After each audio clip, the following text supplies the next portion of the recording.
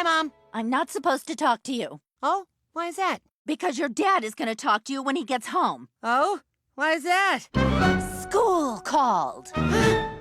You! Ah!